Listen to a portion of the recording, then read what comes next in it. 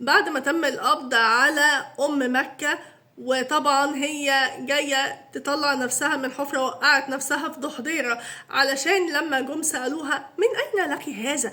يعني هل من فلوس التيك توك والدعم هو يبقى عندك كل الفلوس دي؟ وشتان من ايام ما كان الفسيخ كده وبتقعدوا في الارض وبيبيعوا كده فين وفين عقبال ما بيبيعوا الفسيخ، ودلوقتي بقيت الهاي والثروات والفلوس والذهب اللي من هنا لهنا ومن هنا لهنا.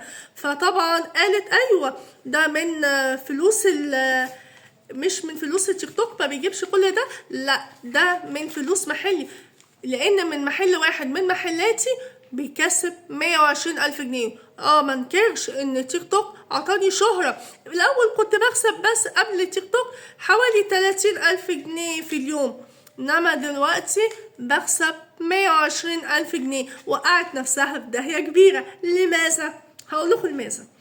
بعد ما تم القبض على أم مكة بعد خلافها مع إحدى المذيعات في قناة الشمس بسبب سؤال عن اللي بيحصل دلوقتي والاتهامات اللي متوجهة لها مع ناس تانية بسبب بقى غسيل أموال وشبكات البالي بالكو وانتوا عارفينها يعني والموضوع ده. فطبعا هي اتنرفزت جدا ومش فاهمة بصراحة اتنرفزت ليه. وبعد كده ان هي لما اتعصبت طبعا راحوا جابوا الشرطة وراحوا الطرفين هي والمذيعة على الاسم، وكان معاهم ابو مكة برضو يعني هيساند مراته برضو، وراحوا على الاسم. وفي النهاية تم إخلاء سبيلهم، وهي لما ماشية قالوا لها انت رايحة فين؟ ده لسه عليك قواضي تانية وبلاغات كتيرة جدا.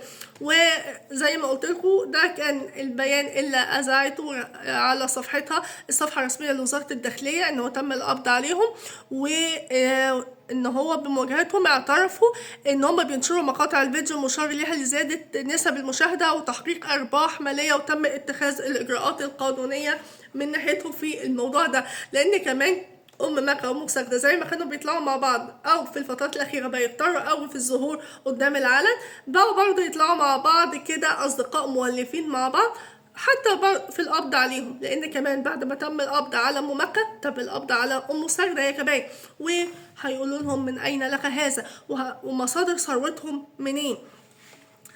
طبعا هي كمان بقى ام ساجد اسفه ام مكه ليه وقعت نفسها في مصيبه اكبر، لان هيجي لها موضوع الضرايب. مش انت بتقولي كده؟ يبقى معنى كده شوفوا بقى في الشهر الواحد على حسب كلامك يا حلوه بالملايين ولا 3 مليون ولا 3 مليون ونص. هل الفسيخ بيكسب قوي كده؟ لا انا قررت بقى ان انا ابيع فسيخ وسردين والحاجات دي، ومال الزفاره بدل بتجيب ملايين تبقى حلوه.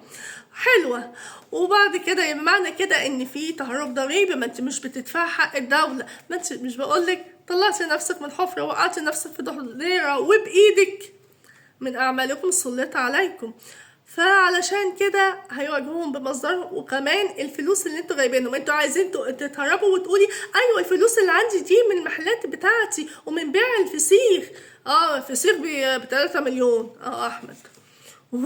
وبعد كده تيجي تقول اصل الفسيخ. يا جماعه كلكم اشتغلوا فسيخ يا جماعه، انتوا مش لاقيين تاكلوا وتشتكوا مش عارفين تجيبوا شقق وكده وهتطلعوا من البيوت وهنطردوا منها. طيب خدوا فسيخ وبيعوا فسيخ، ما هو بيكسب بالملايين. اللهم اغننا بحلالك عن حرامك يا رب العالمين.